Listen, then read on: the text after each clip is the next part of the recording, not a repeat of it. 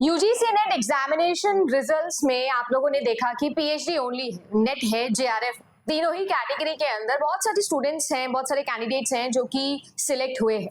और वो कैंडिडेट्स भी जो इन एग्जामिनेशन में पार्टिसिपेट करना चाहते हैं, उन सब लोगों के लिए मैं एक सवाल लेकर आई हूँ कि इसका एंड गोल है क्या।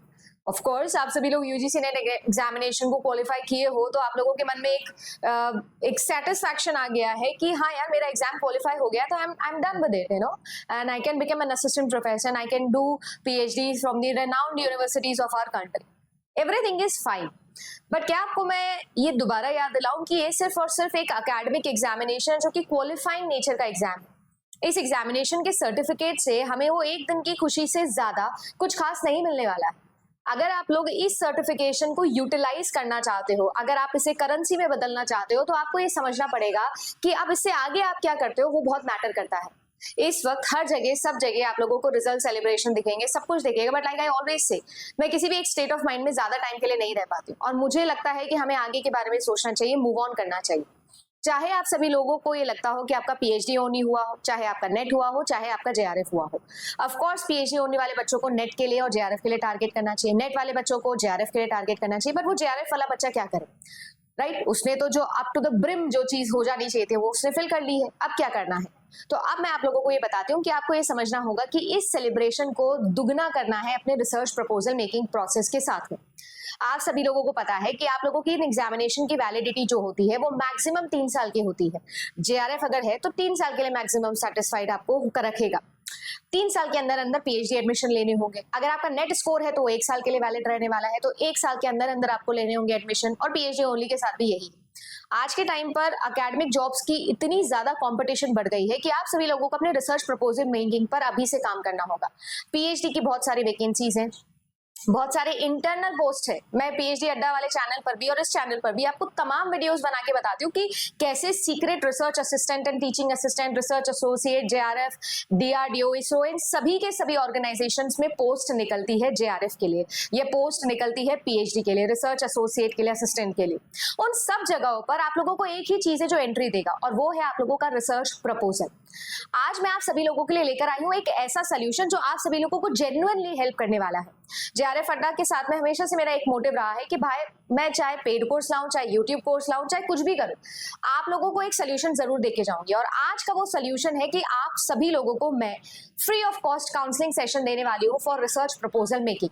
इस काउंसलिंग सेशन के लिए आपको जेआरएफ अड्डा की एप्लीकेशन या वेबसाइट पे जाना है और अपना जो नंबर है वो बुक करना है।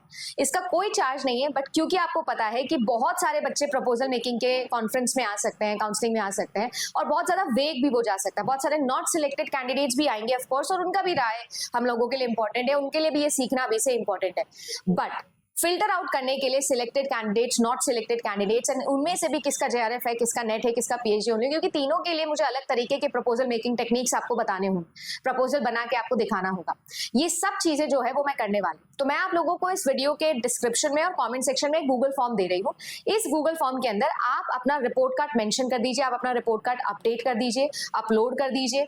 आप ये बता दीजिए आप कौन से सब्जेक्ट से बिलोंग करते हैं, आपका या तो एडमिट कार्ड डाल दीजिए। कुल मिला के आप मुझे अपना सर्टिफिकेट दिखाइए कि आप कौन से सब्जेक्ट से हैं, आपका नेट हुआ है, जेआरएफ हुआ है, आपका जो है वो सारी चीजें आप बता दीजिए। ऑफ कोर्स आप जेआरएफ अड्डा के साथ में पढ़े हो तो आपके साथ में वो सेलिब्रेशन करने का भी मौका मुझे मिल जाएगा। दूसरी चीज, अगर आप सभी लोग रिसर्च प्रपोजल मेकिंग इस कॉन्फ्रेंस का पार्ट बनना चाहते हो तो भी आपके लिए हेल्पफुल हो जाएगा।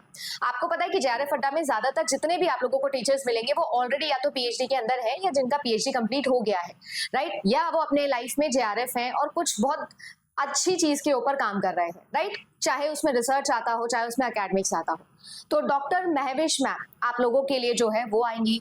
वर्षा मैम जो ऑलरेडी आप लोगों के लिए दिल्ली यूनिवर्सिटी से है, जामिया से पीएचडी कर रहे हैं, वो इसमें आएंगे। और भी आप लोगों के लिए रेनाउंड टीचर्स जो है वो यहाँ पर आएंगे, इंक्लूडिंग मी, जो आप लोगों की इस प्रपोजल मेकिंग को आसान बनाएंगे, आपको एक सोल्यूशन प्रोवाइड करेंगे। अगर आप सभी लोग पार्टिसिपेट करना चाहते हो उस कॉन्फ्रेंस के अंदर तो आप अपनी एंट्रीज दे दो। ये जो आप लोगों की कॉन्फ्रेंस है, ये कॉन्फ्रेंस हम लोग करने वाले हैं 10 फरवरी को।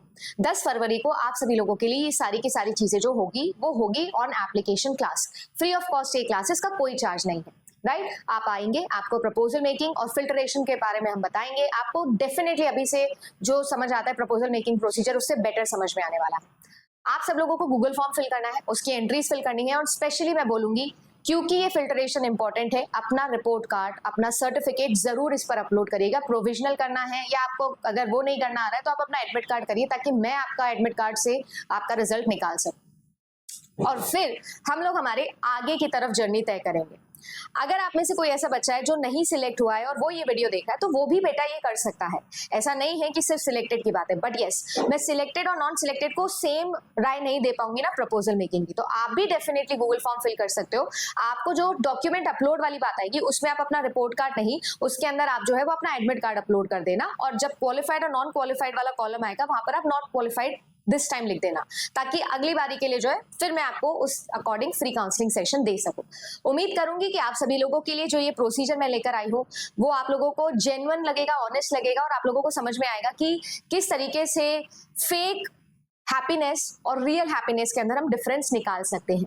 मैं मिलूंगी आपके इस काउंसलिंग सेशन के अंदर। अगर आपको लगा कि ये मददगारी था तो कमेंट सेक्शन में जरूर बताइएगा, और गूगल फॉर्म जरूर फिल करिएगा। 10 तारीख को मैं अपने पूरी टीम के साथ में आपके सब्जेक्ट वाइज प्रपोजल मेकिंग के लिए रेडी हूं। क्या आप रेडी हो? Let's see.